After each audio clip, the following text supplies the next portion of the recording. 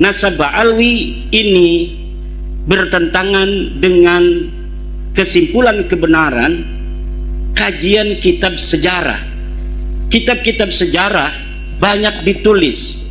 Dari mulai saya menemukan mulai abad ketiga Hijriah, keempat Hijriah, kelima Hijriah, keenam Hijriah, ketujuh Hijriah, kedelapan Hijriah, bahkan ke-9 Hijriah pun kitab-kitab sejarah tidak ada yang menyebutkan keturunan Ba'alwi dan leluhurnya sebagai keturunan baginda Nabi besar Muhammad sallallahu alaihi wasallam. Jangankan disebut sebagai seorang keturunan Nabi, bahkan sosoknya saja tidak ada yang menulis. Mereka mengaku Ubaid ini mujtahid mutlak, ulama besar. Dia wafat 383 Hijriah. Tetapi kitab-kitab biografi ulama, kitab-kitab sejarah yang ada pada masa Ubaid ini sama sekali tidak menyebutkan sosok Ubaid ini pernah ada di Yaman. Maka saya menyebutnya dia ahistoris atau fiktif, orang-orang yang diadakan sosoknya, sejarahnya ditulis sedemikian rupa padahal orangnya ora ono. Hanya ditulis saja. Kita pun sekarang ini bisa saja, supaya kita ditulis sejarahnya, leluhurnya hebat, kita bikin siapa kakek kita, kemudian kita tulis kakek kita adalah orang yang merancang nama Indonesia. Sebelumnya nama Indonesia tidak ada, yang merancang itu kakek saya. Iya, sekarang orang nggak ada yang mau percaya, tapi 300 tahun lagi itu kitab itu kalau ditemukan orang akan jadi manuskrip. Apalagi kalau berita yang sama belum ada ditulis, karena tidak ada yang mau ngaku-ngaku seperti kita, maka masa depan itu akan milik kita yang mau menulis hari ini dengan tulisan tentang leluhur kita, padahal yang berjuang adalah Pak Karno, yang berjuang Muhammad Hatta, yang berjuang adalah Syahrir. Tapi nama Soekarno, nama Hatta, nama Syahrir bisa hilang dalam sejarah kalau hari ini tidak ditulis sejarahnya bahwa dia yang membaca proklamasi, bahwa dialah yang mengusahakan ber-Indonesia. Tapi ada orang yang hari ini mau menulis, maka 100 tahun kebetulan yang ditemukan adalah bukunya dia, maka nama Soekarno, Hatta, Syahrir dan lain sebagainya akan hilang dari sejarah. Mohon maaf Kiai, berarti titik persoalannya adalah dari Sayyid Ahmad bin Isa sampai kepada Rasulullah sahih ya, itu sesuai dengan kaidah kitab nasab. Kemudian jadi pertanyaan kawan-kawan, apakah kitab nasab itu harus sesuai seperti halnya kaidah dalam mustalah hadis? Karena ada beberapa ustadz ataupun kawan-kawan yang tetap membantah kalau sudah masyhur di kalangan orang menyatakan bahwa si fulan adalah anaknya fulan, itu kamu gak boleh membantah gitu. Innan nasaba mimma yasbutu bitasamu'i illa ayyasbuta ma yukhalifu. Ini adalah ucapan Ibnu Hajar Al-Asqalani dalam kitab Al-Jawabul Jalil, bahwa nasab itu boleh tetap, boleh sahih dengan hanya mendengar, illa kecuali ayas butama yukhalifuh, telah ada yang menentangnya.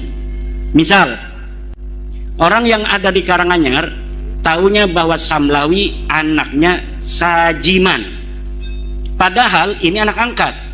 Nggak ada yang tahu bahwa dia ini Samlawi ini anak angkatnya Sajiman, karena dia datang dari Jakarta, 18 tahun di Jakarta, pulang-pulang bawa anak namanya Samlawi, Pak Sajiman ini. Pak Sajiman mengaku Samlawi anaknya. Tentu orang sini akan mengenal Samlawi ini sebagai Sajiman. Itulah dikenal, itu namanya syuhrah wal istifadah, masyhur. Tapi kalau tiba-tiba datang tetangganya dari Jakarta ke Karanganyar mengatakan, Kiukit, sebenarnya ini Sajiman bukan anaknya Samlawi. Iya, Samlawi bukan anaknya Sajiman. Dia anak angkat, anak tetangganya yang meninggal dunia di rumah sakit, kemudian diingung, dijadikan anak angkat oleh Pak Sajiman. Maka syuhrah istifadah di Karanganyar itu tertolak oleh kesaksian berdasarkan bukti-bukti yang ada. Begitu. Oke, jadi dari Sayyid Ahmad bin Isa ke Rasulullah sahih. Dari Abdullah atau Ubaid atau nama yang lain ke bawah tidak sahih. Ini punya saya. Ya, monggo tadi sudah disiapkan. Ada beberapa kawan ustadz daerah sini yang dia berpikir begini, itu kan zaman dulu nggak ada akte, nggak ada catatan sipil, Tidak ada akte dan tidak ada dukcapil, tapi sudah ada penulis kitab nasab. mungkinkah orang terkenal zaman itu anaknya tidak dicatat semua? Karena Tidak mungkin. Tidak mungkin. Kenapa saya mengatakan tidak mungkin? Karena di abad ke-6 kitab As-Sajaratul Mubarakah telah menyatakan tidak ada lagi. Fa Ahmad bin Isa al-Abah fa'aqibuhu min salasati banin, Muhammad, Ali, wa Husain. Itu cara ulama mengibarahkan dengan jumlatun ismiyatun, itu adalah tadullu alal hasri. Jadi ulama nasab telah mempunyai sebuah metodologi apabila dia mengibaratkannya itu dengan jumlatun ismiyatun, hadhihi tadullu alal hasri, bimakna annal aulada lahu munhasirun fi tilkal adad, fi dalikal adad, bahwa anaknya cuma yang diberikan itu saja, berapa? 3. Tidak mungkin ada lagi karena sudah dihasr oleh kitab As-Sajrah Al-Mubarakah yang dikarang tahun 597 Hijriyah. Siapa pengarangnya? Imam Ahli Sunnah wal Jamaah, namanya Imam Fakhruddin Ar-Razi, yang juga mengarang kitab Mafatihul Ghaib. Dan itu istilahnya terjadi ijma di antara ulama pakar nasab gitu. Tidak perlu ijma. Nasab itu bukanlah seperti fikih. Oh gitu ya. Sekarang ada enggak nama Ubaid disebutkan oleh kitab lain? Tidak ada sama sekali. Yang nyerempet misalnya? Enggak ada. Dari mulai abad keempat kitab Siri Silsilatil Alawiyah, nama Ubaid tidak disebutkan. Dari kitab abad kelima Takhdibul Ansar karya Al-Ubaidili, kitab Muntaqilatut Talibiyah karya Ibu Toba Al-Mazdi karya Al-Umari tidak menyebutkan. Kitab abad ke-6 As-Sajrah Al-Mubarakah, kitab abad ke-7 Al-Asili, kitab abad 8 Sabatul Musan dan lain sebagainya, sama sekali. Bahkan di abad 9 sendiri Ibnu Inabah dalam kitabnya adalah itu kitab Ibnu Inabah, itu abad 9 sendiri Ibnu Inabah tidak menyebutkan Ubaid sebagai anak Ahmad bin Isa. Maka ketika ada berita di abad selanjutnya yang menyebutkan Ahmad ini punya anak Ubaid, hada maudhu'un mukhtalaqun, dibikin-bikin.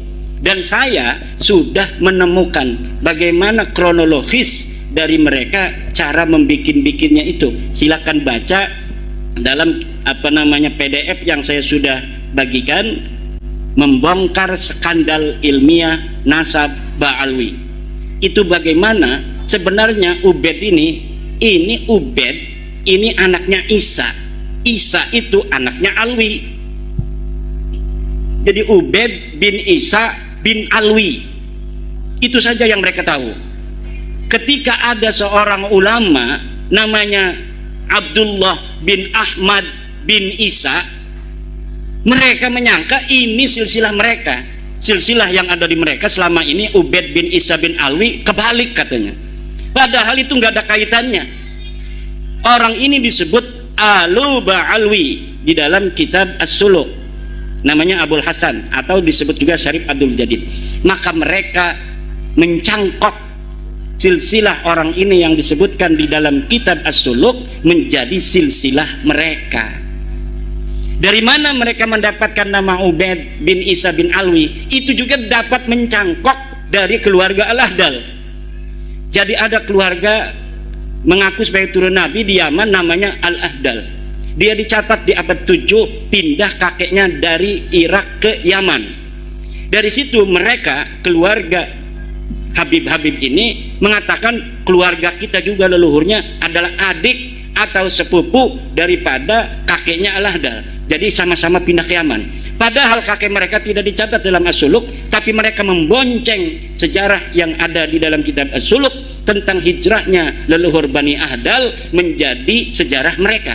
Jadi pertama mereka itu memboncengnya pada sejarah Bani Ahdal yang dikatakan dalam kitab sejarah kakeknya berpindah dari dari Irak ke Yaman.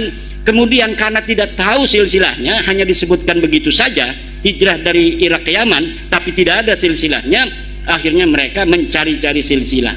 ketemunya di silsilah Syarif Abdul Jadid. Nyangkoklah kemudian mereka ke silsilah Syarif Abdul Jadid. Jadi nyangkok ke satu, nyangkok ke yang lain, akhirnya semuanya tertolak.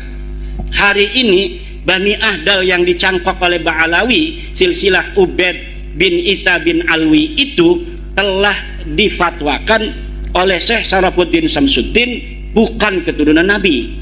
Jadi ada 21 marga yang Jadi hari ini Ubaid bin Isa bin Alwi itu asalnya.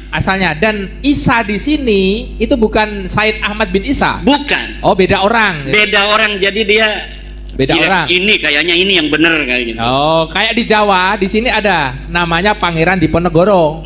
Itu ada 2 orang. Pangeran Diponegoro yang perang Jawa tahun 1825 sampai 1830 dibuang ke Sulawesi. Satu lagi Pangeran Diponegoro yang eranya Kartosuro. Jadi pusing itu kadang membedakan itu 2 orang namanya sama. Ya. Gitu ya, kira-kira sama seperti itu ya? Kira-kira begitulah. Jadi Oh, ya. sejarah, kesimpulan sejarah itu sudah menolak Ba'alwi ini sebagai turun Nabi. Yang terakhir itu adalah kesimpulan kebenaran ilmiah awam.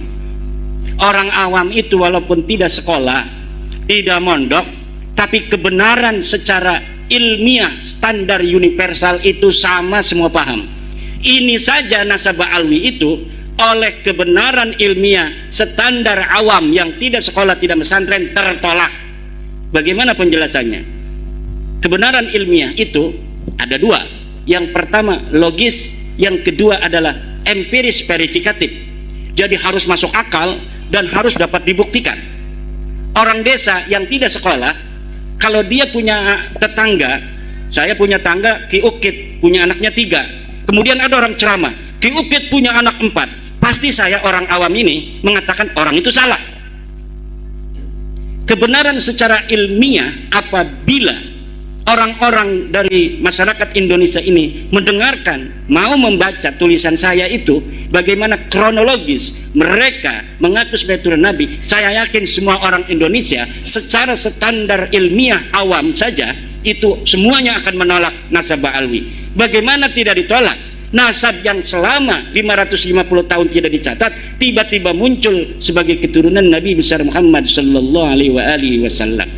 Nah, kalau ilmiah itu kan tambah 1, selain logis, dia verifikatif dan juga harus pragmatis. Ada nggak manfaatnya? Kalau misalnya kita kaji, ini nasab Ba'alwi ini banyak manfaatnya. Jadi sudah masuk dalam kategori kebenaran ilmiah secara mutlak. Bahwa kebenaran ilmiah itu pertama harus logis, dia harus masuk akal. Ini bagaimana masuk akal? Kitab-kitab 550 tahun yang ditulis tidak menyebutkan, tiba-tiba muncul setelah 550 tahun.